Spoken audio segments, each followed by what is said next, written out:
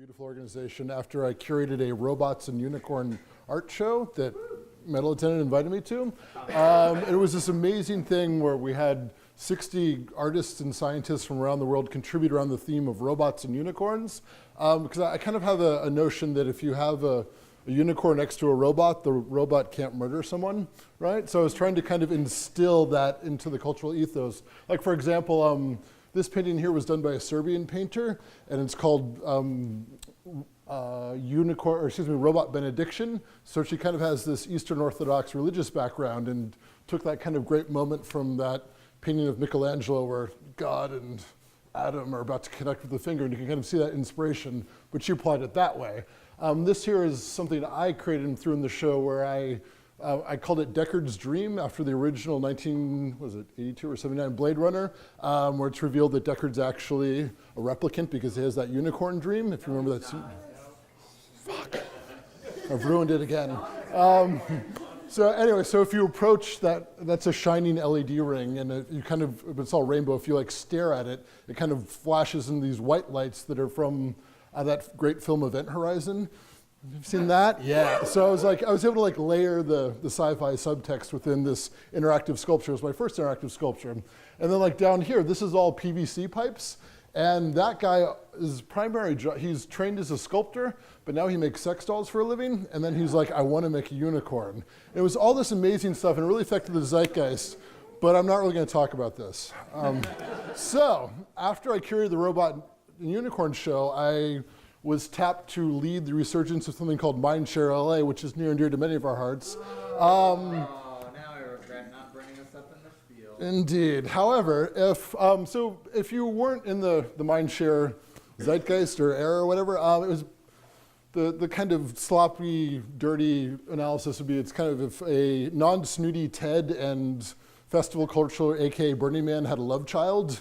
That was Mindshare. They were every month. It went on for about a decade or so of consistent monthly awesomeness all throughout LA. It was this amazing cultural institution.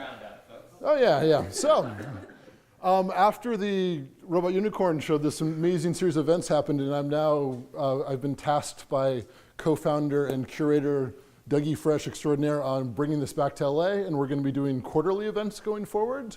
We're going to tie them to the season, so like Mindshare, Equinox kind of stuff.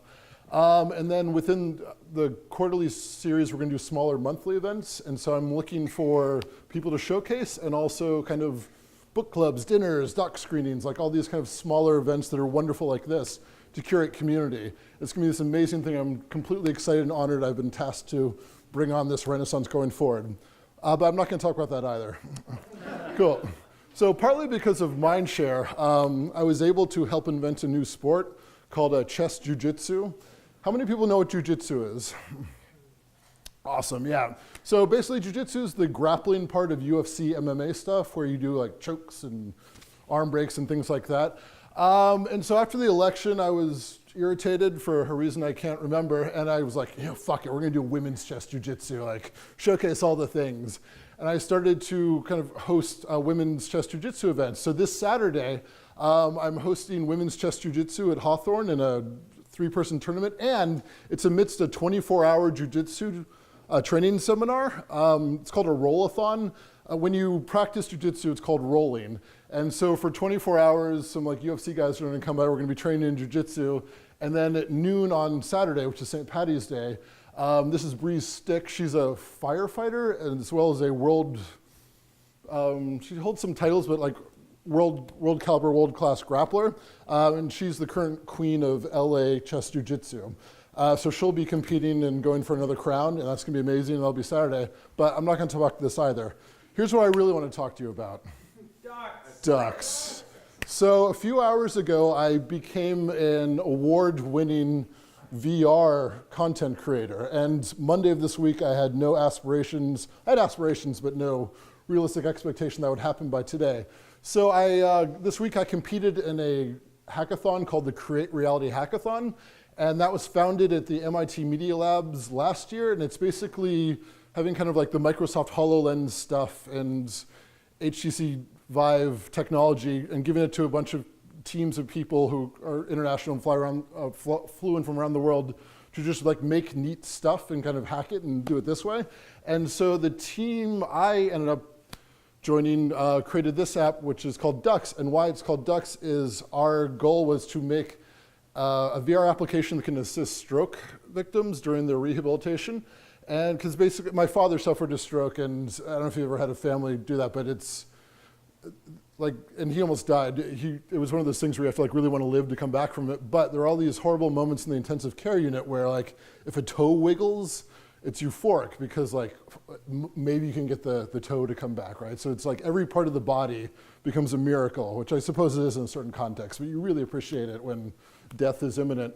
Anyway, so one of the things about stroke rehabilitation is if you don't get a lot of it done in the first 6 months, that damage is likely permanent and you will not be able to reclaim that functionality, be it cognitive or physical. You can do some stuff, but this first 6 months is kind of your prone opportunity where the brain is restructuring itself and trying to go forward and things like that. So a lot of the stroke rehabilitation is depressing for several reasons, but one, you're in a hospital. So you're stuck in this hospital environment, and then two, it's very monotonous, kind of like, all right, we're gonna teach you to count the beans. So one of the exercises is moving pennies, because when you have the stroke and half your body is paralyzed, you have to kind of get that motion first, and then the dexterity. So you move, a good goal is to move pennies from here to here. But if you're sitting in a hospital and you have one physical therapist who's like, move the pennies, it gets monotonous and depressing. So what we did at the hackathon is we transported the patient to a pond, a beautiful pond that's full of ducks, and we made the objective of taking pieces of bread and moving them from here and over here and putting them on the ducks. And how we did this was by combining two technologies. We made the world in something called an HTC Vive, which we programmed it in Unity. So we just made like a beautiful polygonal duck lake. And then there's something called Motion Magic Leap, which kind of like you can play piano and stuff like that, but it tracks your joint movements. So it's not just like a video game controller kind of thing. And so with this duck creation, this is exactly what it looks like. I'll show you how we and we also had the idea of gamifying rehab. So you have your score above you, those are your hands. And then to your right is the bread. So the stroke victim would go and then grab it like that, and then you're encouraged to get to the 10, kind of like a bullseye in a dart game. And so the further you go like this, you can drop it in. And as the patient gets better at it, this board that contains the bread will rise up, so the patient has to continually extend their range of motion, stuff like that. Yeah, so that goes on, and that's kind of the experience. And then we also did a lot of work with the audio design. Something that was neat, because like when you have a stroke, you'll startle easily and things like that. So I had to find a quack that resembled laughter. And there was a lab in Cornell that had these mallards from 1952 with the most joyous kind of thing. So we like imitated the joyous mallard laughter kind of sound.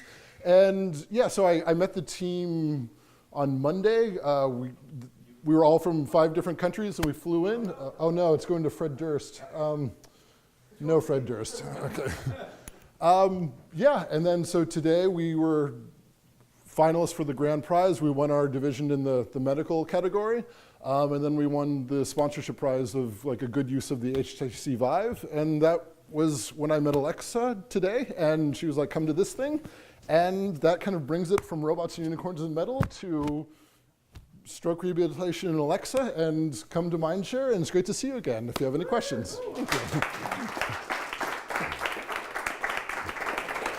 All right, we got time for a couple questions.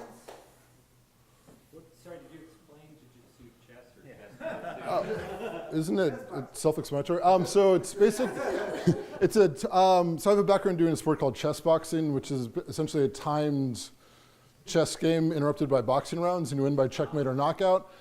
Chess Jiu-Jitsu is just an expansion of that. So instead of checkmate or knockout, it's checkmate or submission. So they're both equally important. So if you submit the person, it's over. If you checkmate the person, it's over. Question. So Ashley and I got into, certainly not an argument, but I thought most chess boxing rounds were resolved by checkmate. She thought it was by knockout. Statistically, most of our bouts end with checkmate, because you have a lot of time between rounds to recover. Generally, with boxing, it's fatigue will cause your technique to falter. And so your hands will drop because when you're trying to knock someone out in this context, there's a bundle of nerves here.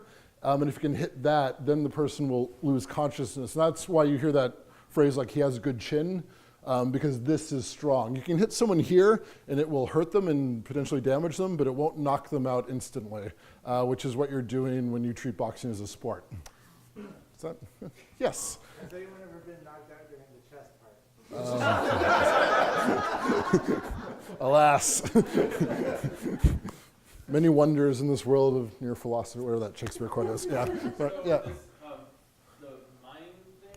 Yes, mind share. So when and where is it? I'm locking down a venue, and we're going to be doing quarterly events whenever I have that. So possibly spring, definitely summer. So About 300 will come to each event. I have a recommendation. Yes, sir. Mindshare used to be third Thursdays. I recommend not doing it. No, well, yes, excuse me.